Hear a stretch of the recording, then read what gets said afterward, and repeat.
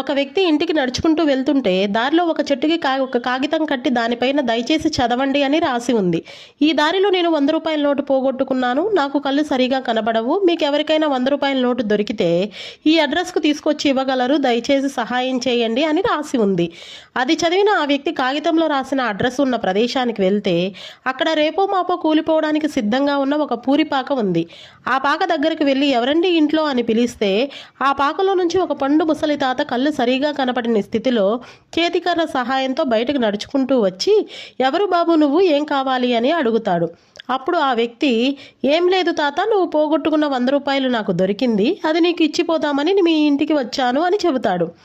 100 రూపాయల నోటు ఇవ్వబోతుంటే ఆ తాత కంటతడి పెడుతూ బాబు నువ్వెవరో నాకు తెలియదు, ఇప్పటి వరకు దాదాపుగా 65 మంది వచ్చి ఒక్కొక్కరు 100 రూపాయల నోటు ఇచ్చి వెళ్తున్నారు. నిజంగా చెప్తున్నాను, ఆ కాగితం మీద డబ్బులు పోయాయన్న విషయం నేను రాయలేదు.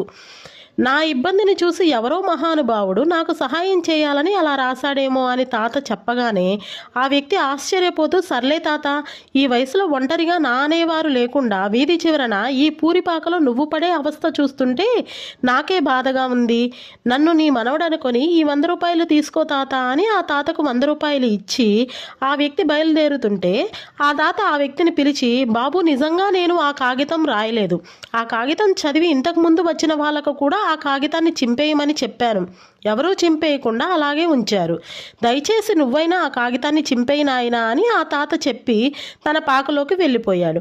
అప్పుడు ఆ వ్యక్తి కష్టాల్లో ఉన్న తోటి మనిషికి సహాయం చేయడానికి కావాల్సిన ఆర్థిక స్తోమత నాకు లేదని, ఆ కష్టంలో ఉన్న వ్యక్తిని అలాగే వదిలేసి మన దారిన మనం పోయే కన్నా ఎదుటి మనిషి కష్టాన్ని 10 మందికి తెలియజేసి కనీసం ఒక్కరు స్పందించినా చాలు ఆ మనిషి కష్టం తీరుతుందని భావించి ఈ కాగితాన్ని చెట్టుకు కట్టిన అజ్ఞాత వ్యక్తి యొక్క ఆలోచన అద్భుతం కదా.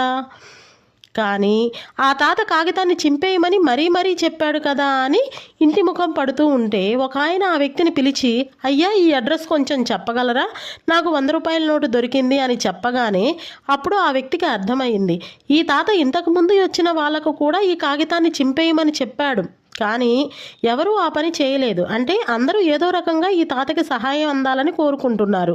అలాంటప్పుడు ఈ కాగితాన్ని నేను చింపేయడం సరైన పద్ధతి కాదు కదా అని భావించి నా దేశంలో సనాతన ధర్మం తోటివారికి సహాయం చేసే రూపంలో ఇంకా బ్రతికే ఉందని గర్వపడుతూ అతనికి ఆ పూరి గుడిసె అడ్రస్ చెప్పాడు. ఒకవేళ మీరే ఆ వ్యక్తి స్థానంలో ఉంటే తాత చెప్పినట్లు చెట్టుకు కట్టిన కాగితాన్ని